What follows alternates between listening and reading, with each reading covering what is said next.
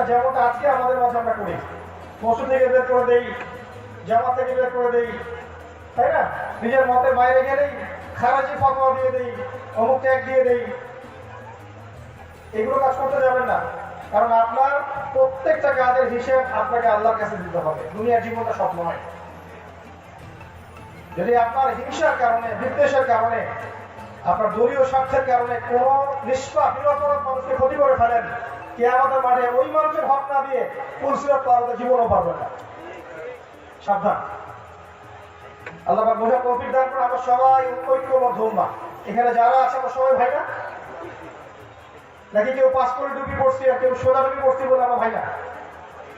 টুপিতে পার্থক্য, পাগড়িতে পার্থক্য, লেবাসের পার্থক্য, নামাজের তরিকায় পদ্ধতিতে পার্থক্য, কত পার্থক্য আমাদের মধ্যে। মনে করছেন এই মতভেদপূর্ণ একটা জাতি নিয়ে আপনি ইসলামের বিজয় স্বপ্ন দেখছেন? পশ্চিম কেন সম্ভব? আমার কাছে একজন ওস্তাদের লেখনী বক্তব্যগুলো খুব ভালো লেগেছে। আমি বলছি না যে তাকে অন্ধভাবে অনুকরণ করেন, এটা বলছি না। কোনো মানুষকে অন্ধ অনুকরণ করবেন না, কারণ ভুল ত্রুটি সবার মধ্যে আছে। আপনি ভালোটা নিবেন, খারাপটা নিবেন না। ডক্টর আব্দুল্লাহ জাহাঙ্গীর রহিমাহুল্লাহ নাম শুনেছেন? রোড অ্যাক্সিডেন্টে মারা গেছেন রহিমাহুল্লাহ, আল্লাহ তাকে জান্নাত দান করুন।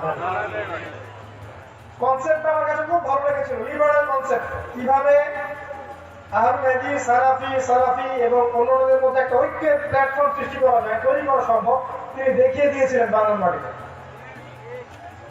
লিবারেল, উন্মুক্ত, উদার চিন্তা করবেন, দেখবেন আপনি সবাইকে ভাই মনে করতে পারবেন। এখানে আমি কিছু কথা বললাম এই কারণে, কারণ আমি শুনেছি যে আপনাদের মধ্যে এই সমস্যাগুলো আছে। আমি আন্তরিকভাবে রিকোয়েস্ট করবো যে ভাইয়ের ভাইয়ের দ্বন্দ্ব সৃষ্টি করবেন না, ভাইয়ের ভাই হিংসা বিদ্বেষ বিভক্ত করবেন না, নিজেকে তার চেয়ে বেচার মনে করবেন না। ইবলিসের চরিত্র ছিল, ইবলিস মনে করেছিল আমি তার চেয়ে better, I am superior than Adam, আমি আদমের চেয়ে অনেক সুপিরিয়র। খলাকতানি মিন নার ওয়া খালাকতাহু মিন তিন, আমাকে আগুন দিয়ে সৃষ্টি করেছেন, ওকে মাটি দিয়ে। এই অহংকারটা আল্লাহর পছন্দ হয়নি। আল্লাহ পাক তাকে চিরদিনের জন্য লানত করে দিয়েছেন। পক্ষান্তরে আদম আলাইহিস সালাম ভুল করে আল্লাহর কাছে ইনকার করেছেন, ফিরে এসেছেন। রব্বানা যালামনা আনফুসানা ওয়া ইল্লাম তাগফির লানা ওয়া তারহামনা লানাকুনান্না মিনাল খাসিরিন, আল্লাহ পাক তাকে মাফ করে দিয়েছেন। তো এই যে আমি তার চেয়ে বেটার, আমি তার চেয়ে ভালো, সুপিরিয়র, এটা মনে করাটাই হচ্ছে একটা বড় অহংকারের পরিচয়। কে জানে ভাই, কে জানে যে ওই যে ভাইকে আপনি অপমান করছেন, আন্ডারএস্টিমেট করছেন, বিভিন্ন ট্যাগ দিচ্ছেন, ওই হয়তো হাসতে হাসতে জান্নাতে চলে যাবে, আপনার আমল নাম আটকে যাবে। কে জানে? বলতে পারেন যে আমি যাবো জান্নাতে? অনেক আমাদের গার্ডিয়ান লেভেলের মানুষ আছে না, সমাজের গার্ডিয়ান, রাষ্ট্রের গার্ডিয়ান, আমরা তাদের কিছু কাজ দেখে মানুষ মনে করি এরা ফাসিক হয়ে গেছে, জালেম হয়ে গেছে, কাফের হয়ে গেছে। কে জানে যে জীবনে কোন এক সময় সে দেখবেন আল্লাহর পথে ফিরে এসে দিনের জন্য এমন কিছু করেছে, ওই কাজের ফলে আল্লাহ তাকে মাফ করবে। হতে পারে না? ওমর ইবনে খাত্তাব, তার হিস্ট্রি ঘেটে দেখেন, নবী সাল্লাল্লাহু আলাইহি ওয়াসাল্লামকে হত্যা করার জন্য যাওয়া একটা মানুষকে আল্লাহ পাক আমিরুল মুমিনিন বানিয়েছেন। আমাদের মধ্যে হতে পারে না? সবার মনে কল্যাণকামী হন। উদউ ইলা সাবিল রাব্বিকা বিল হিকমা ওয়াল মাউইযাতিল হাসানা, উত্তম উপদেশ দিয়ে নসিহতের মাধ্যমে কল্যাণকামী হয়ে মানুষকে আল্লাহর দ্বীনের পথে ডাকে। শোনেন, আল্লাহ পাক মুসা আলাইহিস সালামকে ফিরআউনকে দাওয়াত দিতে পাঠিয়েছিলেন, একটা কথা বলে পাঠিয়েছিলেন, ইযহাব ইলা ফিরআউনা ইন্নাহু তাগা, ফিরআউনের কাছে যাও, সে সীমালঙ্ঘন করেছে। ফাকুলা লাহু কাওলান লাইয়িনা, তার সাথে নরম ভাষায় কথা বলবে। উগ্রতা প্রদর্শন করে, কারোর প্রতি আক্রমণ করে দাওয়াতি কাজ হয় না, ইসলাম সম্পন্ন হয় না। উত্তম নসিহতের মধ্য দিয়ে কল্যাণকামী হয়ে মানুষকে আল্লাহর পথে ডাকতে হয়। আমরা সবার কল্যাণের জন্য দোয়া করি, এবং উপর থেকে নিচ পর্যন্ত প্রত্যেক মহলের মধ্যে আল্লাহ পাক ওমর, হামজা, খালিদ বিন ওয়ালিদ এর মতো মানুষ তৈরি করুন, আমরা দোয়া করি। আল্লাহুম্মা আমিন। যাদের দ্বারা আল্লাহ পাক ইসলামের খেদমত যেন আগামী দিনগুলোতে কবুল করেন, আল্লাহুম্মা আমিন। ফিকহ পড়তে হবে। ফিকহের পরে কি পড়বেন? একটু মনোযোগ দিয়ে শোনেন। ফিকহের পরে পড়বেন ইসলামের ইতিহাস। কি পড়বেন? ইসলামের হিস্ট্রি, একদম রাসূলুল্লাহ সাল্লাল্লাহু আলাইহি ওয়াসাল্লামের জীবন থেকে নিয়ে এখন পর্যন্ত এই 1450 বছরের ইতিহাস আপনাকে জানতে হবে। যে জাতি তার ইতিহাস জানে না, সেই জাতি তার শেকড় সম্পর্কে সচেতন হয়। ইতিহাস জানতে হবে, আমরা কোন জাতি ছিলাম, আজকে আমাদের এই অধঃপতন কেন হলো, আমরা তো সেই আমিরুল মুমিনিনের যুগে ছিলাম, আবু বকরের যুগ, ওমর রাদিয়াল্লাহু আনহুর যুগ, যখন অর্থ বিশ্ব শাসন করছে মুসলিমরা, উসমানের যুগ রাদিয়াল্লাহু আনহু, আলী রাদিয়াল্লাহু আনহুর যুগ, এরপরে উসমানীয়, এরপরে হচ্ছে উমাইয়া খেলাফত, তারপর আব্বাসীয় খেলাফত, এদিকে ফাতেমি সম্প্রদায়, মামলুক শাসন, কর্ডোবা ইসলামী শাসন, তুরস্কের অটোমান এম্পায়ার, উসমানীয় খেলাফত। এই যে পুরো হিস্ট্রি, এই হিস্ট্রিগুলো যদি আপনি না জানেন তাহলে আপনি জানতে পারবেন না আপনি কোন জাতি, আপনার পরিচয়টা। আমরা যেমন দেশের, বিশ্বের বিভিন্ন সভ্যতার ইতিহাস জানবো, একই সাথে ইসলামের ইতিহাস জানতে হবে। জানতে হবে না? এটা পড়বেন। ইসলামিক ফাউন্ডেশনে যান, প্রচুর বই আছে ইসলামের ইতিহাসে।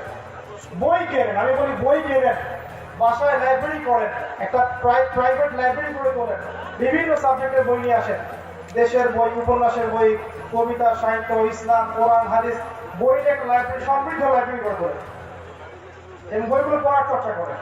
পারা যাবে না ভাই? বই কিনলে খুব ফকির হয়ে যাবো? সম্পত্তি বিক্রি করে, জমি বিক্রি করে বই কিনতে হবে? মাসে 10টা বই কেনা যাবে না? ইনশাআল্লাহ আল্লাহর জন্য টাকা খরচ করেন, আল্লাহ দিবেন ইনশাআল্লাহ। ঠিক আছে?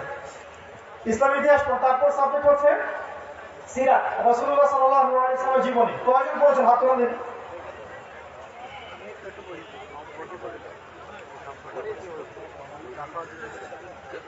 নবী সাল্লাল্লাহু আলাইহি ওয়াসাল্লামের জীবনী একটু খেয়াল করে দেখেন, হাতের সংখ্যাটা দেখেন। এবার আপনি নিজেই বলেন তো যে নবীর আদর্শ ঘরে ঘরে জ্বলবে, আল্লাহ কোরআনের আলো ঘরে ঘরে জ্বলবে?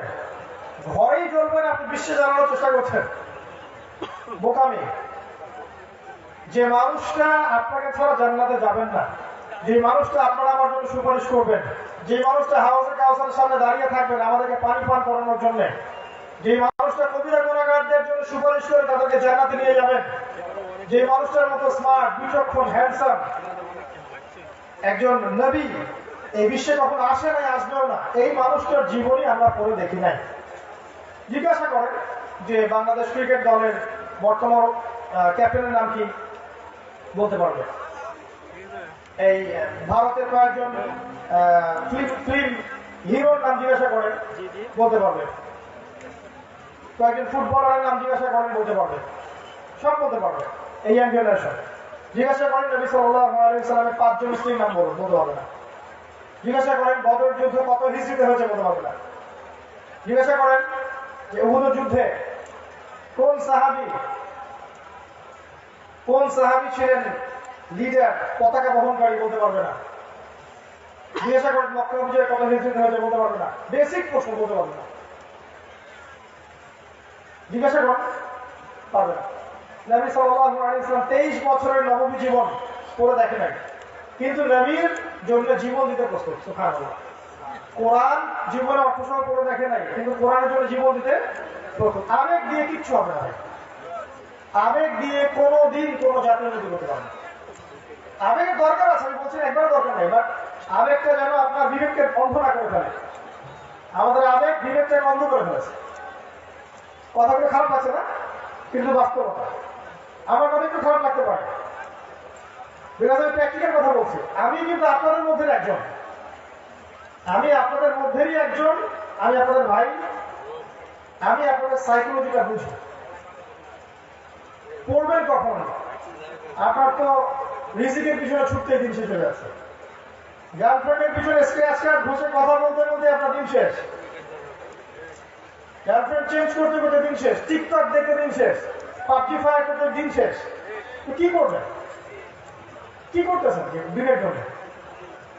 রাসূল সাল্লাল্লাহু আলাইহি ওয়াসাল্লামের রেখে যাওয়া আমাদের জন্য কি করছে না? মাদক সেবন করতে, ইয়াবা খাইতে, স্মোক করতে, হেরোইন খাইতে, নতুন নতুন মাদক সেবন করতে দিন শেষ। পর্নোগ্রাফি দেখতে দেখতে রাত পার করে ফেলছে। বাস্তবতা এগুলো না। একদিনের মাহফিল দিয়ে, একদিনের আবেগ দিয়ে কিচ্ছু হবে না, যদি সারা বছর এভাবে না চলতে পারি আমরা।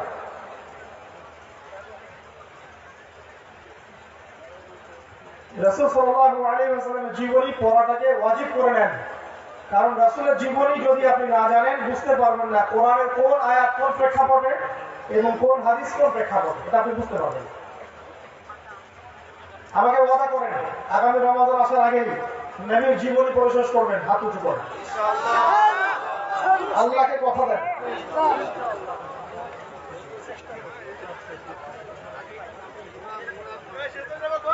কি পড়বেন, কোন কোন বই পড়বেন এদিকে দেখেন, আমাদের ভলেন্টিয়ার ভাইরা আছেন দেখবেন। একটা বইয়ের নাম বলছি আর রাহিকুল মাকতুম, কি নাম বললাম? আল্লামা সফিউর রহমান মুবারকপুর রাহিমাহুল্লাহ, মনে থাকবে? এই বইটা অবশ্যই পড়বেন। আরো আছে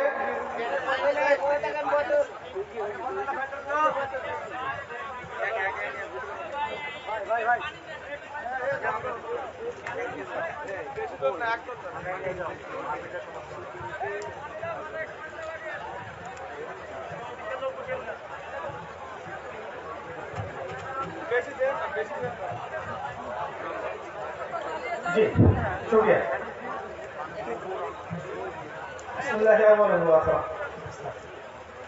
এক নম্বর বই হচ্ছে আর রাহিকুল মাকতুম। এই বইটা 1182টা বা 83টা বইয়ের মধ্যে প্রথম স্থান অধিকার করেছে। এর চেয়ে ভালো সিরাতের বই আমার পড়া নাই, এটা পড়বেন। উসওয়াতুল হাসানা একটা বই আছে, এটা পড়বেন। তারপর দি প্রফেট একটা বই আছে, এটা পড়তে পারেন। নবী রাহমাত পড়তে পারেন, গোলাম মোস্তফা পড়তে পারেন। এরকম বেশ কিছু বই আছে। আপনি ঢাকায় যান, ঢাকায় গিয়ে বাংলা বাজারে চলে যান, বাংলা বাজারে গিয়ে ইসলামী টাওয়ার আছে না, সেখানে গিয়ে আপনি লাইব্রেরিতে বলবেন যে নবী সাল্লাল্লাহু আলাইহি ওয়াসাল্লামের জীবনের উপরে কতগুলো বই আছে। তারা যে বইগুলো দেখাবে সেখান থেকে 4টা-5টা বই কিনে নেবেন। একটা জীবনের মধ্যে সবকিছু থাকবে না। জীবনীর বিভিন্ন জীবনী পড়লে আপনি স্বচ্ছ একটা ধারণা পাবেন 23 বছরে আমাদের নবী সাল্লাল্লাহু আলাইহি ওয়াসাল্লাম কিভাবে দিন কায়েম করেছেন, কিভাবে দিন প্রতিষ্ঠা করেছেন। আমি গর্ব করে বলছি না, অহংকার করে বলছি না। ইনশাআল্লাহ এখন যদি বাংলাদেশ থেকে সমস্ত সিরাতের বই মিটিয়ে ফেলা হয়, পুড়িয়ে দেওয়া হয়, ইনশাআল্লাহ আগামীকাল আমি সিরাতের উপর একটা বই লিখতে পারবো ইনশাআল্লাহ। সম্মানীয় অনুষ্ঠান, আল্লাহ শুকরিয়া, আলহামদুলিল্লাহ। সিরাত মুখস্থ করে ফেলেন, নবীর জীবনে মুখস্থ করে ফেলেন, আপনি বুঝতে পারবেন যে কখন কি করতে হবে, কি বলতে হবে। তো আরেকবার মনে করে দিই, প্রিয় ভাইয়ের দিকে দেখেন। 1 নম্বর সাবজেক্ট কি ছিল? কোরআন, তারপরে আরবি ভাষা, তারপরে তাফসীর, 4 নম্বর হাদিস, 5 নম্বর ফিকহ, হ্যাঁ, আর 6 নম্বর ইতিহাস, 7 নম্বর নবীর জীবনী, 8 নম্বর সাবজেক্ট বলছি ইসলামিক ফিলোসফি, ইসলামিক দর্শন। এই বইটা ইমাম গাজদালির নাম শুনেছেন? ইসলামিক ফিলোসফির অনেক বই আছে, এগুলো পড়লে আপনি ইসলামিক ফিলোসফি আর পশ্চিমা দর্শনের পার্থক্য করতে পারবেন। যত ইসলাম বিরোধী দর্শনগুলো আছে এগুলোর সাথে ইসলামিক দর্শনের পার্থক্য কি আপনি তখন বুঝতে পারবেন। এরপরে পড়বেন জিওপলিটিক্স, ভূরাজনৈতিক প্রেক্ষাপট। ইসলামিক দেশগুলো, কান্ট্রিগুলো, তাদের মুদ্রা, তাদের রাষ্ট্র, ভৌগোলিক অবস্থা, পুরো বিষয়গুলো সম্পর্কে আপনাকে জানতে হবে। আর জিওপলিটিক্স আপনারা মাশাআল্লাহ পড়েন, কারণ যারা জেনারেল লাইনে পড়েছেন, বিশেষ কোচিং করছেন, চাকরি ইন্টারভিউ পরীক্ষা দিচ্ছেন, তাদেরকে পড়তে হচ্ছে না, এগুলো পড়বেন। এগুলো ভালো জিনিস। কারেন্ট অ্যাফেয়ার্স পড়বেন, খবর শুনবেন, খবর দেখবেন, নিউজ পেপার পড়বেন, এগুলো পড়বেন। এর পাশাপাশি শোনেন, এর পাশাপাশি যারা জেনারেল লাইনে পড়ছেন, আপনি যদি ইংরেজিতে পড়েন, আপনার ইংরেজি জ্ঞানটাকে ইসলামের দিকে কাজে লাগান। আপনি যদি ইকোনমিক্সে পড়েন, আপনার অর্থনৈতিক জ্ঞানটাকে ইসলামের দিকে কাজে লাগান। আর ইকোনমিক্স যারা পড়ছেন তাদেরকে রিকোয়েস্ট করবো ইসলামিক ইকোনমিক্স পড়বেন, ইসলামিক অর্থনীতি খুব ভালো করে পড়বেন। ইসলামিক অর্থনীতি এবং চলমান অর্থনীতি না জানলে বর্তমান বিশ্বে সুদভিত্তিক ধোঁকাবাজি আপনি বুঝতে পারবেন। ঠিক আছে? তো আল্লামা তাকওয়ি সুবহানের নাম শুনেছেন? ইকোনমিক্সের উপর তার প্রচুর বই আছে, এগুলো পড়বেন। এছাড়াও ইউনিভার্সিটিতে যে ইকোনমিক্সের বইগুলো আছে এগুলো পড়বেন। দেখবেন চলমান ইকোনমিক্স এবং ইসলামিক ইকোনমিক্সের যে পার্থক্যটা ধরতে পারবেন। আর যে ব্যক্তি ইকোনমিক্স সম্পর্কে জ্ঞান রাখবে না, সেই জাতিটাকে প্রতারিত করা খুব সহজ। এখন আমি ওইসব টপিকে আমি টাচ করতে চাচ্ছি না, টাচ করলে অনেক ভিতরের কথা বের হয়ে আসবে। পুরো ইকোনমিক সিস্টেম যেটা চলছে বিশ্বব্যাপী, এর মধ্যে সুদের ধোঁকাবাজি আছে। ঠিক আছে? এতে ধনিক শ্রেণীর মানুষ দিন দিন ধনী হচ্ছে, আর গরিব শ্রেণীর মানুষ ডে বাই ডে পভার্টি ডেসলিউশনের মধ্যে যাচ্ছে। বিশ্বের একটা অংশ দিন দিন রিচ করছে, একটা অংশ দেখবেন গরিব হচ্ছে। এটা ইকোনমিক্সের ধোঁকাবাজি। আমাদেরকে বুঝতে হবে ইসলামিক ইকোনমিক্স কি জিনিস। ইনশাআল্লাহ তাআলা ইসলামিক অর্থনীতির উপর আলাদা কোন একদিন কোন লেকচার দিব ইনশাআল্লাহ। আল্লাহ তৌফিক দান করুন। আমিন। অর্থনীতির বইগুলো পড়েন, ইসলামিক পররাষ্ট্রনীতি পড়েন, এই সাবজেক্টগুলো পড়ার পর যারা জেনারেল লাইনে পড়ছেন, ইংরেজি হোক, ইকোনমিক্স হোক, পলিটিক্যাল সায়েন্স হোক, আইসিটি হোক, আপনার কেমিস্ট্রি, ফিজিক্স হোক, যে সাবজেক্টই পড়েন, এই সাবজেক্টের জ্ঞানটাকে আপনি ইসলামের কল্যাণে ব্যয় করার চেষ্টা করুন। পারবেন না? কিভাবে করবেন? যারা আইসিটিতে পড়ছেন, আইসিটি, কম্পিউটার সায়েন্স ইঞ্জিনিয়ারিং, আপনাদের এই জ্ঞানটাকে ইসলামের কল্যাণে ব্যয় করার সুযোগ নাই? এই যে অ্যাপসগুলো ইউজ করছি আমরা, এগুলো আমাদের, এগুলোতে আপনাকে ট্রেস করা সম্ভব, আপনার প্রাইভেট লাইফ সম্পর্কে তারা জানতে পারবে। ওই পশ্চিমে বসে বসে আপনার সব খোঁজ খবর তারা রাখতে পারে, সব আপনার হাতে দিয়ে দিয়েছে। তারা রাখবেন, আপনি নিজেই দিয়ে দিবেন। আপনার মাইন্ড প্রোগ্রামিং করে ফেলেছে। আপনি যাই করছেন, ফেসবুকে আপলোড দিচ্ছেন না, আপনার মাইন্ডটাকে প্রোগ্রামিং করছো। ইউজ করতে করতে মাইন্ডটা এমন হয়ে গেছে, নিজেই দেখবেন যে গার্লফ্রেন্ডের সাথে ছবি দিয়ে দিলেন, ওয়াইফের সাথে শুয়ে আছেন, ছবি দিয়ে দিলেন, এমনকি বাথরুমে বসে কি করছেন, ছবি দিয়ে দিলেন। আমাদের মাইন্ডটাকে প্রোগ্রামিং করা হয়েছে। এই যে অ্যাপস গুলো, সফটওয়্যার গুলো আমাদের তৈরি, মুসলিমদের তৈরি করা উচিত, আমাদের তৈরি করা উচিত। যারা আইসিটিতে পড়ছে তারা এগুলো করতে পারে, এটা রাষ্ট্র উপকার আছে। যারা সায়েন্সে পড়ছেন, আপনারা সায়েন্টিফিক রেভলিউশন করতে পারেন না?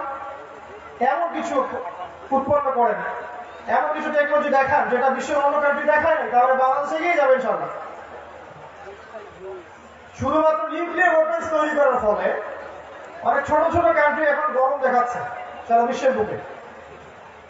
আমরা আমার জায়গায়, এই জায়গায় যেহেতু আমাদের ওই পরিমাণ অগ্রগতি নাই, এই জন্য দেখা যায় অনেক সময় আমাদেরকে চোখ লাগাচ্ছে। কিন্তু মুসলিম বিজ্ঞানী থাকতে পারতো না? আমাদের বিজ্ঞানী বিজ্ঞানী উঠে আসবে ইনশাআল্লাহ।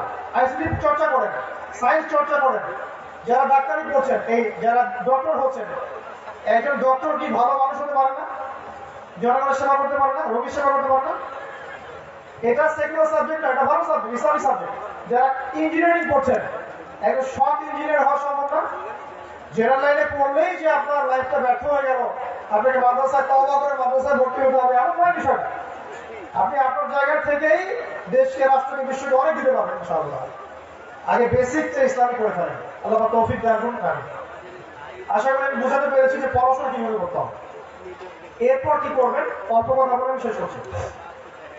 2 নম্বর কাজ হচ্ছে আপনার, আমরা কি নিয়ে কথা বলছিলাম, যৌবনকালে আমাদের কি কি করতে হবে, ঠিক আছে? 2 নম্বর কাজ হচ্ছে জ্ঞান অনুযায়ী আমল করা, জ্ঞান অনুযায়ী আমল করা। এই জায়গায় আমরা দুর্বল, আমি নিজেও দুর্বল, আমরা সবাই দুর্বল। জানি হয়তো অনেক কিছু, বাট আমল করতে পারছে না, কষ্টকর হচ্ছে। পরিবেশের কারণে হোক, পরিস্থিতির কারণে হোক, বা ব্যক্তিগত ব্যস্ততার কারণে হোক, দুনিয়ার কাজের কারণে হোক, আমরা কিন্তু জানা অনুযায়ী আমল করতে পারছি না। কিন্তু আল্লাহ পাক সতর্ক করেছেন, লিমা তাকুলুনা মা লা তাফআলুন, তোমরা এমন কথা কেন বলো যে কাজ তোমরা নিজেই করো না। কেমন ওয়াহদান ইনদাল্লাহ আন তাকুলু মা লা তাফআলুন, আল্লাহর কাছে অত্যন্ত নিকৃষ্ট এই কাজ যে তোমরা নিজে এমন কথা বলবে যে কাজ তোমরা করছো না। তো আমরা যারা জানি, জানা অনুযায়ী আমল করতে হবে, এর জন্য একটা শর্টকাট টেকনিক হচ্ছে দিন রাতকে ভাগ করে ফেলেন, প্রত্যেকটা কাজ নবী সাল্লাল্লাহু আলাইহি ওয়াসাল্লামের সুন্নাত মতো করেন।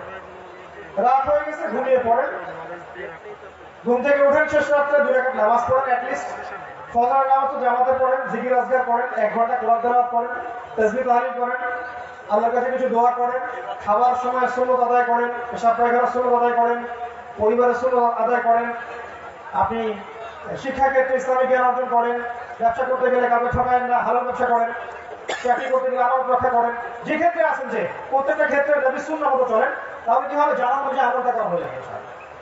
আর রাসূলের সুন্নাহর বাইরে কোনো ভালো সুন্নাহ আছে? আল্লাহ পাক আমাদের সবাইকে নবী সাল্লাল্লাহু আলাইহি ওয়াসাল্লামের সুন্নাহর মতো দিন রাত পার করার তৌফিক দান করুন। এরপর কি করবেন? এরপরে আত্মশুদ্ধি অর্জন করবেন। এটা একটা পয়েন্ট লিখেছি আলাদা করে, আত্মশুদ্ধি অর্জন করবেন। আত্মশুদ্ধি কি জিনিস? এই যে কলম বলে একটা কথা আছে না, এই কলমটাকে পরিষ্কার করা। কলমের মধ্যেই থাকে হিংসা, অহংকার, রিয়া, লোক দেখার বিষয়, হঠকারিতা। এটা কোথায় থাকে?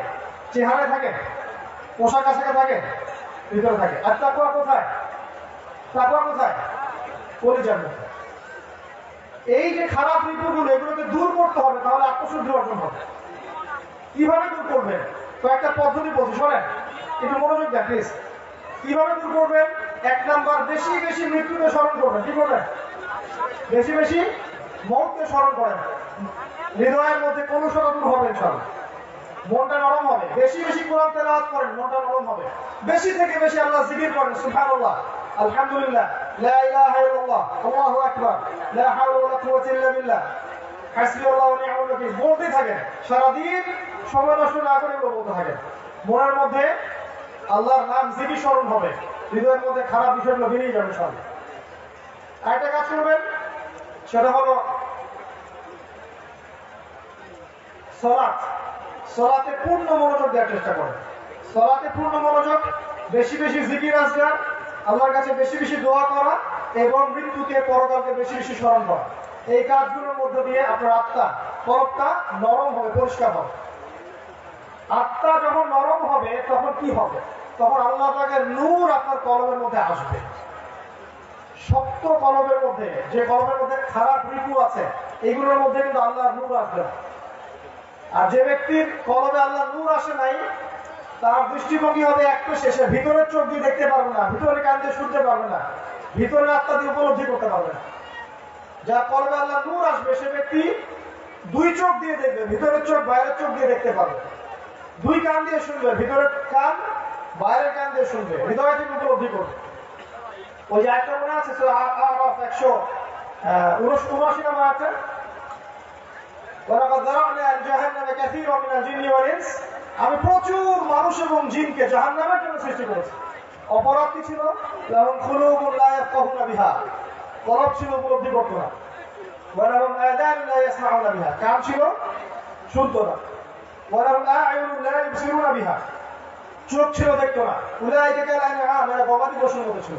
বাল হুম আদাল, এরা ছিল তার চেয়েও নিকৃষ্ট। ওয়া উলাইকা হুমুল গাফিলুন, তারা গাফিল ছিল। দেখেন, আপনি বাহ্যিক চোখ দিয়ে দেখছেন না, তাহলে আল্লাহ যে বললেন চোখ ছিল, দেখতো না, কোন চোখ তাহলে? এটা নিশ্চয়ই ভিতরের চোখ। বাইরের কান দিয়ে শুনছেন না, আল্লাহ বলছেন কান ছিল, শুনতো না, মানে এটা ভিতরের কান। আল্লাহ বলছেন কলব ছিল, উপলব্ধি করতো না, হার্ট আছে, উপলব্ধি করতে পারে না, মাইন্ড আছে, উপলব্ধি করতে পারে না। এটা ভিতরের কথা বলা হচ্ছে। আল্লাহর নূর যখন আসবে তখন আপনি ভিতরের চোখ দিয়ে শুনবেন, ভিতরের চোখ দিয়ে দেখবেন, ভিতরের কান দিয়ে শুনবেন এবং অন্তর থেকে, আত্মা থেকে উপলব্ধি করবেন। আল্লাহর নূর যার হৃদয়ে আসবে সে ব্যক্তি দুনিয়াতেও আলোর পথে চলবে, পরকালেও পুলসিরাত পার হওয়ার সময় সে আলো পাবে। দলিল সূরা হাদীদ পড়ে দেখেন, আল্লাহ পাক সেখানে বলেছেন, ইয়াউমা তারাল মুমিনিনা ওয়াল মুমিনাত ইয়াসআ নূরুহুম বাইনা আইদিহিম ওয়া বিআইমানিহিম, কিয়ামতের মাঠে মুমিনদের সামনে এবং ডান দিকে নূর বা আলো থাকবে। মুনাফিকরা কাফেররা বলবে, নাক্তাবিস মিন নূরিকুম, তোমাদের নূর আলো থেকে আমাদেরকে কিছু দাও। বলা হবে, কিলা রুজিউ ওয়ারাকুম ফালতামিসু নূরা, পিছনে ফিরে যাও, তোমাদের নূর তালাশ করো। দুনিয়ার জীবন তোমাদেরকে প্রতারিত করেছে। দুনিয়াতে যে ব্যক্তি নূর অর্জন করে কবর যেতে পারবে না, তার কবর আলোকিত থাকবে না। দুনিয়াতে যে ব্যক্তি নূর অর্জন করতে পারবে না, পুলসিরাতে তার নূর থাকবে না। আর যে হৃদয়ের মধ্যে অহংকার আছে, হিংসা আছে, গীবত আছে, পরশ্রীকাতরতা আছে, এইসব হৃদয় দিয়ে নূর অর্জন করা সম্ভব নয়। আমি একটা শর্টকাট টেকনিক বলছি, কিভাবে নূর অর্জন করবেন। খোলেন সূরা নূর, পড়ে দেখেন অর্থ সহ। এখানে বলেছেন আল্লাহ পাক কি কি কাজ করে নূর অর্জন করতে পারবেন। চোখ নামান, মেয়েদেরকে দেখলে চোখ নামান, নূর আসবে। পর্দা করেন, মেয়েদেরকে বলছি, নূর আসবে। ঘরে ঢোকার আগে সালাম দেন, প্রাইভেসি বজায় রাখেন, নূর আসবে। আল্লাহ রাসূল আনুগত্য করেন, নূর আসবে। সূরা নূর পড়েন, দেখেন কতগুলো কাজ আল্লাহ পাক করতে বলেছেন। তখন দেখবেন আল্লাহর নূরে আপনি আলোকিত হবেন ইনশাআল্লাহ। তো এটা হলে আপনার হৃদয়টা আত্মশুদ্ধি আসবে, ঠিক আছে? আত্মশুদ্ধি না আসলে কি হবে? আপনার নামাজে ভালো দেন, কদ আফলাহা মান যাক্কাহা ওয়া কদ খাবা মান দাসাহা, যে ব্যক্তি আত্মশুদ্ধি অর্জন করতে পারলো না সে ব্যক্তি খাবা, ধ্বংস হয়ে গেল। কদ আফলাহা মান যাক্কাহা, সে ব্যক্তি সফল, যে ব্যক্তি আত্মশুদ্ধি অর্জন করতে পারলো। ওয়া যাকারা ইসমা রাব্বিহি ফাসাল্লা, তোমার রবের নাম জিকির করতে পারলো এবং সালাত আদায় করতে পারলো। 3 নম্বর কাজ, আত্মশুদ্ধি অর্জন করুন। 4 নম্বর, হালাল রিজিকের ব্যবস্থা করেন। হালাল রিজিকের ব্যবস্থা করেন। আপনি সরকারি চাকরি করছেন না বেসরকারি, কত বড় স্যালারি, এটা বড় কথা নয়। যে স্যালারিতে আপনার চলে যাচ্ছে, মাস চলে যাচ্ছে, যদি আপনার 20,000 টাকায় মাস চলে যায় 30,000 টাকায়, আপনার ফিকির করার দরকার নেই। ওই 10,000 টাকার জন্য হারাম পথে যাওয়ার দরকার নাই। যদি 20-এ আপনি সন্তুষ্ট হতে পারেন, যদি হালাল হয় সেটা বড় কথা। আপনার রিজিকের সোর্সটা হালাল কিনা সেটা বড় কথা। আপনার রিজিকের সোর্স কত বড় এটা বড় কথা নয়, হালাল কিনা সেটা বড় কথা। আপনি কত টাকা বেতন পান সেটা বড় কথা নয়, হালাল ইনকাম কিনা এটা বড় কথা। আর আপনারা আমার চেয়ে ভালো হালাল হারামের সংজ্ঞা জানেন। ঘুষ খেলে কি হালাল হয়? দুর্নীতি করে ঠকালে হালাল হয়? অন্যের সম্পদ লুট করে খেলে হালাল হয়? সুদ খেলে হালাল হয়? সুদ তো আল্লাহ এবং রাসূলের সাথে যুদ্ধ করার মতো পাপ, আপনি জানেন না? কোরআনে আল্লাহ বলেছেন ইত্তাকুল্লাহ, ইত্তাকুল্লাহ, আল্লাহকে ভয় করো। ওয়া যারু মা বাকিয়া মিনার রিবা, সুদের অবশিষ্ট অংশ ছেড়ে দাও। ওয়া ইন লাম তাফআল, তোমরা যদি সেটা না করো, ফাআযানু বিহারবিন মিনাল্লাহি ওয়া রাসূলিহি, তাহলে আল্লাহ এবং তার রাসূলের সাথে যুদ্ধের ঘোষণা আছে। আমার চেয়ে ভালো জানেন আপনারা যেটা মায়ের সাথে জেনা করার মতো অপরাধ। 1 দিরহাম সুদ খেলে 36টা মেয়েকে রেপ করার সময় অপরাধ হয়। পুরো সিস্টেম দাঁড়িয়ে আছে সুদের উপরে। কারণ কি জানেন? বিকজ সিস্টেমের মধ্যে যাকাত নেই। মুসলিমরা সালাত পরে যাকাত দিতে চায় না। আর যাকাত হচ্ছে ইসলামিক ইকোনমিক্সের বেস।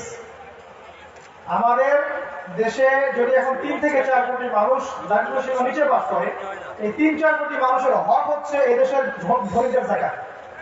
প্রত্যেক বছর ওদের হক মেরে খাওয়া হচ্ছে। কে মেরে খাচ্ছে? আপনি আমি মেরে খাচ্ছি। যাকাত দিচ্ছি না। নেশার পরিমাণ সম্পদ আছে, যাকাত দিচ্ছি না। ওষুধ দিচ্ছি না। ফসলের যাকাত হয় না? ওষুধ দিচ্ছেন না। গবাদি পশুর যাকাত হয় না? ওষুধ দিচ্ছেন না। ব্যবসার যাকাত দিচ্ছেন না। সঞ্চিত সম্পদ যাকাত দিচ্ছেন, 1 বছর হয়ে গেছে। শোনেন, যদি 1 বছরে আমাদের সমস্ত ধনীদের যাকাত গুলো কালেক্ট করা যেত সঠিক পদ্ধতিতে, দেশে এই যে পতিতালয় থাকতো না, বেকারত্ব থাকতো না, গরিব মানুষ থাকতো না। এটা একটা সাম্য নিয়ে আসবে ইকোনমিক্সের মধ্যে। কি হবে আমি দেখাচ্ছি 1 মিনিট। যাকাত কেন্দ্রিক ইকোনমিক্স, সম্পদ যেটা থাকবে সেটা রাষ্ট্রের মধ্যে ঘুরতে থাকবে, কখন আপনার হাতে কখন আমার হাতে। কেউ চিরস্থায়ী ধনী থাকতে পারবে না, আবার চিরস্থায়ী দরিদ্র থাকার সুযোগ কমে যাবে। ব্যবসার মধ্যে লাভ লসের রিস্ক আছে। কেউ যদি আজকে ধনী থাকে কালকে গরিব হতে পারে, কালকে গরিব পরশুদিন ধনী হতে পারে। কিন্তু রিবা, সুদের মধ্যে এই রিস্কটা নাই, লাভ লসের কোনো রিস্ক নাই।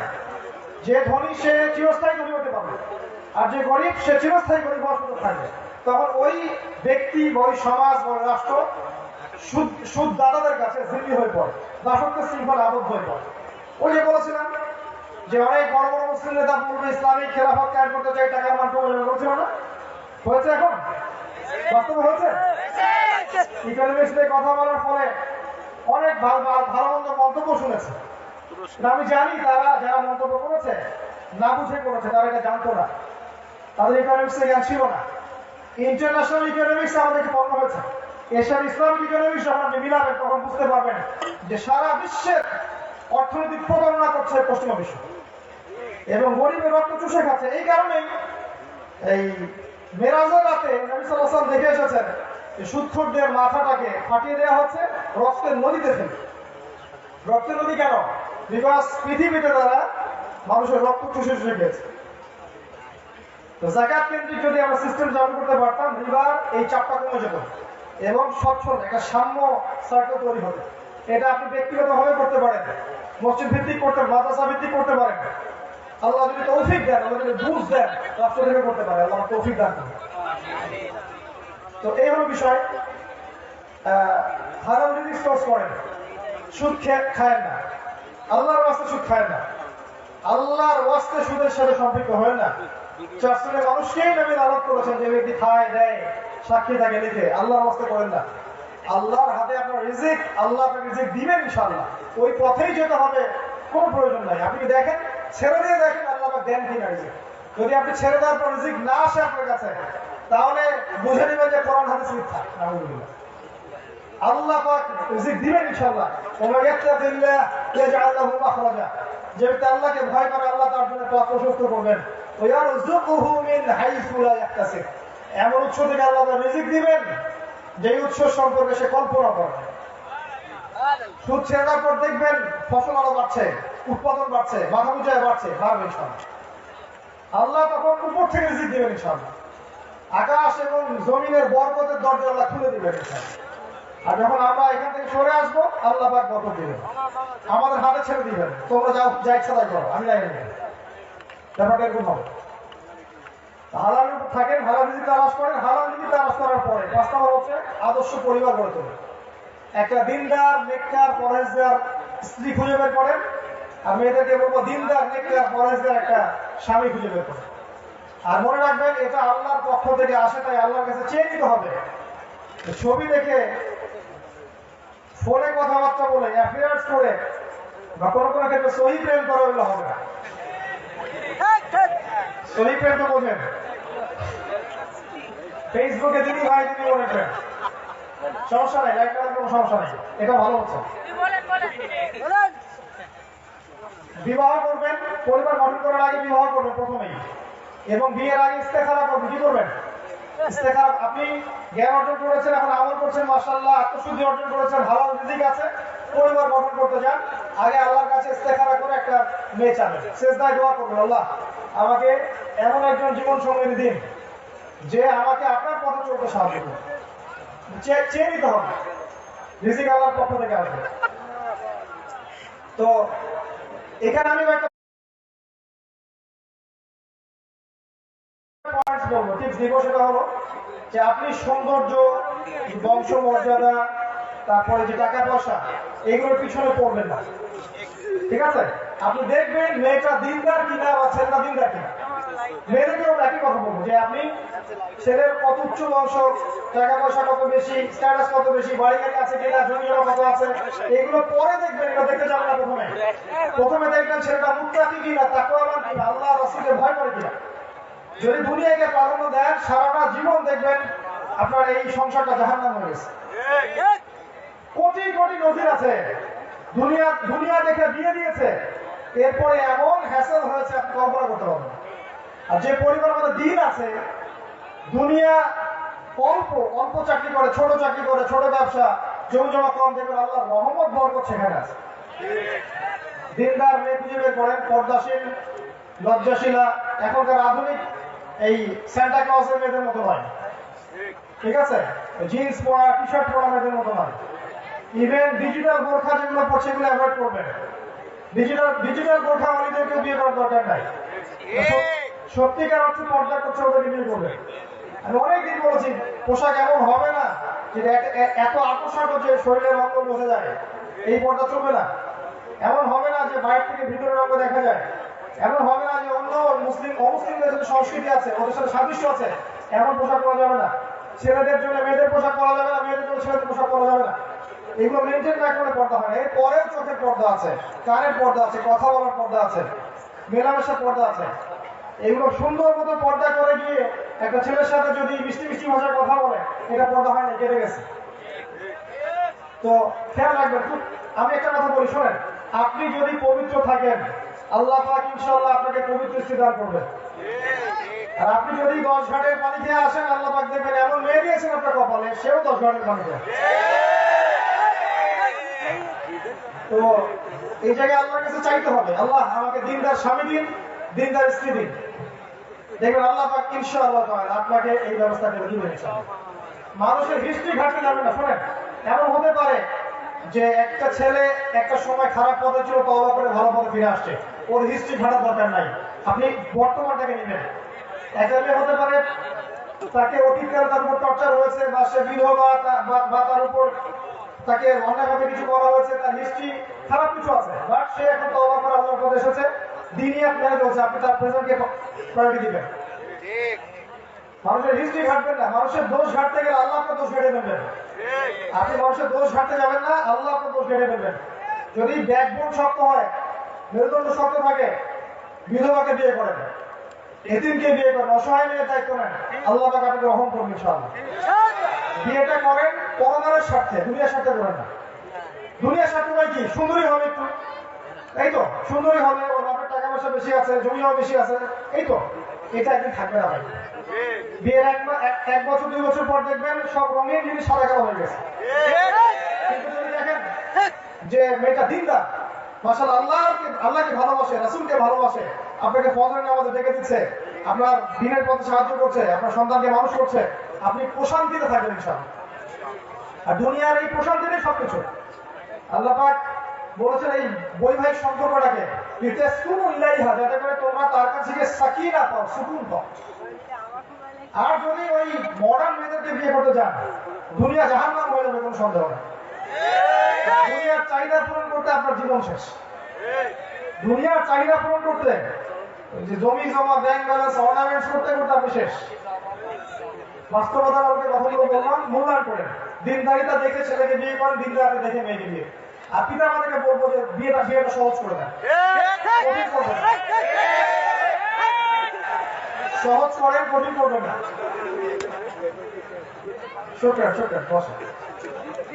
সহজ করার অর্থ বলছি, তার মানে বেকার অবস্থায় বিয়ে করতে চান না। শ্বশুরের টাকায় কয়দিন চলবেন? বেকার অবস্থায় বিয়ে করতে যাবেন না। আর বিয়ের সময় ভুল করেও কাপুরুষের মতো যৌতুক কিনতে যাবেন না।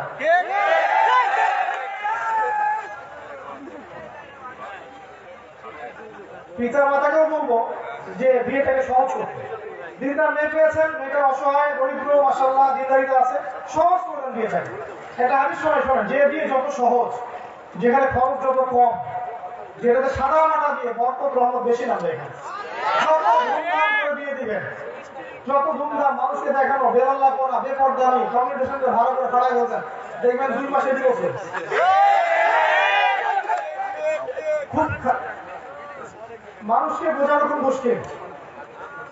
আর দেখা যায় এই কয়েকদিন আগে প্রতিবেশীর বিয়ে হচ্ছে, ধুমধাম, রাত 1টা 2টা বলে, গানের আওয়াজে আমার ঘুম হচ্ছে না। বাসায় ঢুকলাম, একটা মাহফিল শেষে সেই ভোর 4টা বাজে, দেখি না প্রচন্ড জোরে আওয়াজ হচ্ছে ছাদের উপরে, এবং গান বাজনা হচ্ছে, মেয়েরা নাচতেছে। আমি খুবই চাই, তারপরেও উঠলাম ছাদে, বললাম যে আমাকে দেখে একটু ছোট বোধ করলো, যে তারা বুঝতে পারে না আমি আসছি। সত্যি ভাই, কি বিষয়, কি হচ্ছে এখানে? বিয়ে হচ্ছে? হ্যাঁ, গায়ে হলুদ কাল পরশু বিয়ে। বললাম যে মাশাআল্লাহ, যে মেয়েরা নাচতেছে, জোরে জোরে আওয়াজ হচ্ছে, এখানে আরো 10টা ফ্যামিলি আছে। তা আপনি কি চান না যে আপনার জীবনটা আল্লাহর বরকত দিয়ে, রহমত দিয়ে শুরু হোক? আপনাদের বৈবাহিক জীবনটা আল্লাহর রহমত শুরু হোক, চান না? হ্যাঁ চাই। তাহলে এগুলো করছেন কেন? এগুলো তো আপনার জীবনের রহমত দূর করে দিয়ে শয়তানের অভিশাপ নিয়ে আসবে। তো সে আমার কথা শুনে সম্মান রাখলো, দোয়া করে আল্লাহকে হেদায়েত দান করুন। এটা বাস্তব এরকম হচ্ছে না চারপাশে? বৈবাহিক জীবনটা এভাবে যদি শুরু হয়, শুরুটা হচ্ছে শয়তানের আনুগত্য দিয়ে, এখানে কি আল্লাহর রহমত হবে? সাদা মাটা হবে। হ্যাঁ, আপনি অলিমা বড় করে করেন, সমস্যা নাই। আপনি আপনার সামর্থ্য অনুযায়ী মানুষের খাওয়ান। মোহরটা আপনি যতটা পারেন ছেলের সামর্থ্যের উপর ডিপেন্ড করে দেন। ছেলের সামর্থ্য যেমন, মোহর তেমন করেন। ছেলের সামর্থ্য 2 লাখ টাকা দেওয়ার, আপনি 2 কোটি টাকা মোহর ধরছেন, বাকিটা লিখে রাখছেন, চলবে না। এটা তো ঋণ শোধ করতে হবে। আর ছেলেদেরকে বলবো যে মোহরনা ইনস্ট্যান্ট আদায় করে দিবেন। একদম আপনার সাধ্য অনুযায়ী আপনি মোহর ধরবেন, বলবেন নগদ দিয়ে দিন, পোশাকে দিয়ে দেন, তারা দিয়ে। যারা দিনদার মেয়ে, যদি এমন হয় যে আপনি 5 লাখ টাকা মোহর ধরেছেন, 3 লাখ টাকা দিতে পেরেছেন, 2 লাখ দিতে পারেন নাই, দেখবেন ইনশাল্লাহ সেও আপনার উপর সবর করবে। ইনশাল্লাহ আপনার গাইরাত থাকে, আপনার পুরুষত্ব থাকবে, আপনি দিয়ে দিবেন। এটা ওর হক। যদি আপনার সামর্থ্য থাকে সোনার পাহাড় মোহর দেওয়া, সেটাও দিবেন। আর যদি সামর্থ্য আছে আপনি 1 লাখ টাকা মোহর দেওয়া, সেটাও দিবেন। মোহরটাকে সহজ করেন, বিয়েকে সহজ করেন। বেশি জাঁকজমক করতে যাবেন না, মানুষকে দেখে বেপরদামি করতে যাবেন না, বরকত চলে যাবে, শয়তানের অভিশাপ নেমে আসবে। আল্লাহ পাক বোঝার তৌফিক দান করুন। অবশ্যই অবশ্যই পরিবারের পিতা মাতার প্রতি আপনাদের শ্রদ্ধাবোধ, ভক্তি, সম্মান বজায় রাখবেন। পিতা মাতারা দীর্ঘদিন আপনাদেরকে বড় করেছেন, অনেক কষ্টের পর কষ্ট সহ্য করে, মা বাবা সবাই। এই বিয়ের ইস্যুকে কেন্দ্র করে বা অন্য কোনো ইস্যুকে কেন্দ্র করে ওদেরকে পর মনে করবেন। এক সময় যখন কেউ আপনার পাশে থাকবে না, দেখবেন ওনারা আছেন। তো পিতা মাতার হকটা সর্বোচ্চ, আল্লাহ রাসূলের পরে পিতা মাতার হক। উমর রাদিয়াল্লাহু আনহু একবার তার এক ছেলেকে বলেছিলেন যে এই মেয়েকে তালাক দিতে হবে। ওই মেয়েকে তার সন্তান খুব ভালোবাসতেন, যেহেতু বাবা বলেছেন তালাক দিতে হবে, আর বিনা বাক্যবে তালাক দিয়ে দিয়েছে। ইব্রাহিম আলাইহিস সালাম আসলের ভাষায় নক করে বললেন যে ইসমাইল কোথায়? আওয়াজ আসলো পিছন থেকে, উনি শিকারে গেছেন। আবার প্রশ্ন করলেন যে কেমন আছো তোমরা, স্বামী স্ত্রী কেমন আছো? তখন সেই মেয়েটা বললো আমার ভালো নাই। তারপরে তিনি বললেন ঠিক আছে, ইসমাইল বাসা আসলে ওকে বলিও যে দরজাটা বাড়ির চৌকাঠ যেন পরিবর্তন করে দেন। ইসমাইল বাসা আসলেন আলাইহিস সালাম, তাকে বলা হলো আপনার একজন এসেছিল, জিজ্ঞাসা করলো যে আমরা কেমন আছি, আপনি কোথায়? আমি বললাম আমার ভালো নাই, আপনি শিকারে গেছেন। আর কি বলেছেন উনি বলেছেন আপনার দরজার চৌকাঠ পরিবর্তন করতে। তখন ইসমাইল আলাইহিস সালাম বললেন তিনি আমার বাবা ছিলেন ইব্রাহিম, তোমাকে তালাক দিতে বলেছে, তোমাকে তালাক দিতে বলছে, কারণ তুমি বলেছো আমার ভালো নাই, তুমি আল্লাহ শুকুর গুজার বান্দার পরিচয় দিতে পারো না। চৌকাঠ পরিবর্তন করে দিয়েছে। মানে পিতা মাতার জায়গায় তাদের জায়গায়, পিতা মাতার অনেক কিছু ভালো বলছে, অনেক কিছু বোঝে না। জেনারেশন একটা গ্যাপ আছে, আপনার মাইন্ডসেট তার মাইন্ডসেট এক হবে না। এই জন্য তাদের সাথে জিহাদ ঘোষণা করতে হবে, তাদেরকে বুঝাতে হবে, ঠান্ডা মাথায় বোঝাতে হবে, পিতা মাতাকে দিনের নসিহত করতে হবে, দেখবেন ইনশাআল্লাহ একসময় তারা বুঝবে। আমরাও রিকোয়েস্ট করবো পিতা মাতাকে, যুগটা আগের যুগের মতো নয়। আমার চাচা চাচি যারা আছেন পিতা মাতা লেভেল, তাদেরকে বলছি এই যুগটা আগের যুগের মতো নয়। এই যুগে একটা ছেলের সতীত্ব, একটা মেয়ের সতীত্ব ধরে রাখাটা এত সহজ নয়। তার সামনেই হাজারটা বেরোল্লাপনা, অপবিত্রতা, চরিত্রহীনতা, ফ্রি মিক্সিং, পর্নোগ্রাফি, জেনা সব চোখের সামনে। এগুলো থাকার পর একটা ছেলে বেশি দিন সতীত্ব ধরে রাখতে পারবে না, একটা মেয়ে বেশি দিন কুমারী থাকতে পারবে না। যদি আপনি আপনার ছেলে মেয়ের চরিত্র হেফাজত চান, দ্রুত বিয়ে দিয়ে দেন। হয়েছে, রিজিকের ব্যবস্থা আছে, আপনি বিয়ে দিয়ে দেন। মনে করছেন হয়তো যে ছোট আছে, মেয়েটা ছোট, ছেলেটা ছোট, আপনি জানেন না যে আপনার ছোট বলতে বলতেই এই মেয়ে আরো 5টা ছেলের সাথে প্রেম করে ফেলেছে, আর এই ছেলে দেখবেন আরো 10 ঘন্টায় পানি খাওয়া শেষ। তো হালালে থাকেন, বিয়ে দিয়ে দেন, তার ম্যাচুরিটি চলে আসবে সামনে। কারণ বিয়ে না দিলে ছেলেদের ম্যাচুরিটি হয় না, বিয়ে না দিলে ছেলেদের ম্যাচুরিটি মোটেই হয় না। বিয়ে দেন, ওর দায়িত্ব আসবে, রেসপন্সিবিলিটি নিয়ে আসবে, এবার তার মাথা ধৈর্য বাড়বে, সামাজিক হবে, ইনশাআল্লাহ দেখবেন তার দ্বারা কল্যাণ হবে।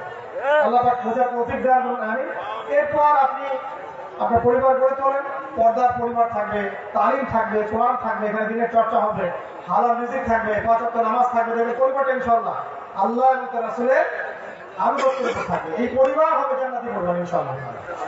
আর যদি এখানে আপনি শিরক ঢোকান, বেদাত ঢোকান, হারাম রিজিক ঢোকান, অন্যান্য বিষয়গুলো ঢোকান, জেনা থাকে, যে ফ্রি মিক্সিং থাকে, আপনার বস্তুবাদিতা থাকে, এই অপসংস্কৃতি থাকে, দেখবেন এই পরিবারটাই হবে জাহান্নামের টুকরা। আল্লাহ পাক বলেছেন কু আনফুসাকুম ওয়া আহলিকুম নারা, নিজের পরিবারের, নিজে জাহান্নামের আগুন থেকে বাঁচো, পরিবারকে জাহান্নামের আগুন থেকে বাঁচাও, এটা আমাদের দায়িত্ব। এরপর আপনার সন্তান সন্ততিদেরকে আপনি সেইভাবে মানুষ করবেন যেভাবে আপনি মানুষ হতে পারেন নাই, মনে থাকবে। এরপর আপনার বাচ্চা কাচ্চা হবে, আপনার আল্লাহ চাইলে ছেলে দিবেন, মেয়ে দিবেন। এই ছেলে মেয়েকে আপনি সেইভাবে বড় করেন যেভাবে আপনি বড় হতে পারেননি। ছোট থেকে from the very beginning আপনি ওদেরকে কোরআন শেখান, আল্লাহকে চিনতে শেখান, রাসূলকে চিনতে শেখান। হ্যাঁ, সময় দেন, পরিবারকে সময় দেন, পরিবারের বাচ্চাদেরকে নিয়ে বসেন, স্ত্রীকে সময় দেন। এই সব কিছু আপনার ইবাদত। ইবাদত মানে শুধু নামাজ, রোজা, হজ, জাকাত নয়, এগুলো আপনার ইবাদত। ঠিক আছে? আদর্শ পরিবার গড়ে তুলুন, আল্লাহ পাক তৌফিক এনায়েত করুন। আল্লাহুম্মা আমিন।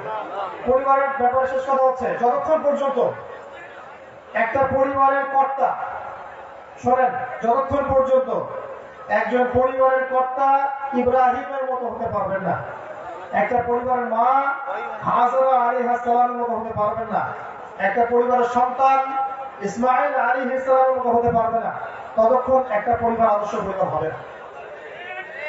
ঠিক আছে? নবী আদর্শ পরিবার গড়ে তোলেন, সঠিক প্যারেন্টিং দেন, বাচ্চাদেরকে সঠিক প্যারেন্টিং দেন, ওদের খাবারের ব্যাপারে খেয়াল রাখেন, ঘুমের খেয়াল রাখেন, ওদের মেলামেশা খেয়াল রাখেন, কার সাথে মিশছে, কোন স্কুলে পড়ছে, কোন সার্কেলে মিশছে, কারোর সাথে চলাফেরা করছে, ফোন এডিকশন হয়ে গেছে কিনা, ইন্টারনেট নিয়ে সারাদিন পড়ে থাকে কিনা, সব খেয়াল রাখেন। সিসি ক্যামেরার মতো কাজ করেন, দেখবেন ইনশাআল্লাহ আপনার সন্তান ভালো হবে। আর সব সময় আল্লাহর দোয়া করবেন, রব্বানা, আমার সাথে বলেন, রব্বানা হাব লানা মিন আজওয়াজিনা ওয়া যুররিয়াতিনা কুররাতা আ'য়ুন ওয়াজআলনা লিল মুত্তাকিনা ইমামা। দোয়া করবেন, রব্বি হাবলি মিনাস সালিহিন, রব্বি হাবলি মিনাস সালিহিন, এগুলো দোয়া করবেন ইনশাআল্লাহ। আল্লাহ পাক আদর্শ পরিবার গড়ে দিবেন ইনশাআল্লাহ। আর সবশেষ পয়েন্ট হচ্ছে, আপনি এখন ইলম অর্জন করেছেন, মাশাআল্লাহ, আপনি যারা অনুযায়ী আমল করছেন, আত্মশুদ্ধি অর্জন করছেন, আপনি হালাল রিজিক খাচ্ছেন, আদর্শ পরিবার গড়ে তুলেছেন। এখন আপনার সময়, আপনার শ্রম, আপনার মেধা এগুলো দিয়ে দিনের, উম্মার, দেশ এবং জাতির খেদমত করার চেষ্টা করেন। পারা যাবে না? যে যে জায়গায় আছেন সেখান থেকে, একটা ছোট্ট একটা চাকরি করেন সেখানে করা সম্ভব, চিকিৎসক সেখানে করা সম্ভব, একজন ব্যবসায়ী সেখানে করা সম্ভব, একজন প্রশাসনের লোক সেখানে করা সম্ভব, আপনি একজন মিলিটারিতে আছেন সেখানে করা সম্ভব, বর্ডারের দেশকে পাহারা দিচ্ছেন সেখানে করা সম্ভব, প্রত্যেকটা জায়গায় করা সম্ভব। যে যেখানে আছেন সেখান থেকে দিনের খেদমত করেন, উম্মার খেদমত করেন, দেশ এবং জাতির খেদমত করেন। দেখবেন ইনশাআল্লাহ তাআলা আমাদের এই ক্ষুদ্র ক্ষুদ্র চেষ্টার ফলে, ঐক্যবদ্ধভাবে যখন দেখবেন ক্ষুদ্র ক্ষুদ্র চেষ্টা একটা ঐক্যবদ্ধ ফলাফলে আগামী দিনগুলোতে ইনশাআল্লাহ দেখবেন বাংলাদেশ হবে একটা ইসলামিক সুপার পাওয়ার ইনশাআল্লাহ তাআলা। আল্লাহ আমাদের সবাইকে বিষয়গুলো বোঝার এবং আমল করার তৌফিক এনায়েত করুন, আমিন। আল্লাহ পাক আমাদের সবাইকে যৌবন কালটাকে কাজে লাগানোর তৌফিক দান করুন। আমাদের সবাইকে আল্লাহ পাক সঠিক জ্ঞান অর্জন করার তৌফিক দান করুন, কনস্ট্রাকটিভ সিলেবাসে পড়াশোনা করার তৌফিক এনায়েত করুন। আল্লাহ পাক আমাদেরকে জ্ঞান অর্জনে আমল করার তৌফিক এনায়েত করুন। আল্লাহ পাক আত্মশুদ্ধি অর্জনের তৌফিক এনায়েত করুন। হালাল রিজিক আল্লাহ পাক যথেষ্ট করে দিন আমাদের জন্য। আল্লাহ পাক আমাদেরকে দিনদার স্বামী এবং দিনদার স্ত্রী মিলিয়ে দিন, আদর্শ সন্তান সন্ততি মিলিয়ে দিন, এবং দিনের মেহনতে আমাদের জীবন যৌবন আল্লাহর পথে ব্যয় করার তৌফিক আল্লাহ পাক দান করুন। যারা অসুস্থ আছেন আমাদের মধ্যে আল্লাহ পাক সবাইকে শেফায়ে কামিলা দান করুন। যারা আজকে এই মাহফিলটাকে সফল সার্থক মনোনীত করেছেন আল্লাহ পাক সবাই আপনি খায়াতে হালাল রিজিকে বরকত দান করুন। বিশেষ করে আমাদের প্রথম যিনি আছেন, আমাদের এমজের ভাইরা যারা আছেন, সবাইকে যারা এই মাহফিলটাকে সার্থক করতে পরিশ্রম করেছেন, শ্রম দিয়েছেন, সহযোগিতা করেছেন, তাদের সবাইকে আল্লাহ পাক হিদায়াত দান করুন। আল্লাহ পাক তাদেরকে ওমর রাদিয়াল্লাহু আনহু কবুল করুন। আল্লাহুম্মা আমিন। যারা মারা গেছেন সবাইকে আল্লাহ মাফ করে দিন। আমাদের মা বোনদেরকে আল্লাহ পাক খাস পর্দা করার তৌফিক এনায়েত করুন, আমিন। পরিবারগুলোকে আল্লাহ পাক আদর্শ পরিবারের উপর জড়িত করুন, আমিন। আকুলু কওলি হাযা আস্তাগফিরুল্লাহ লি ওয়া লাকুম ওয়া লিসাইরিল মুসলিমিন।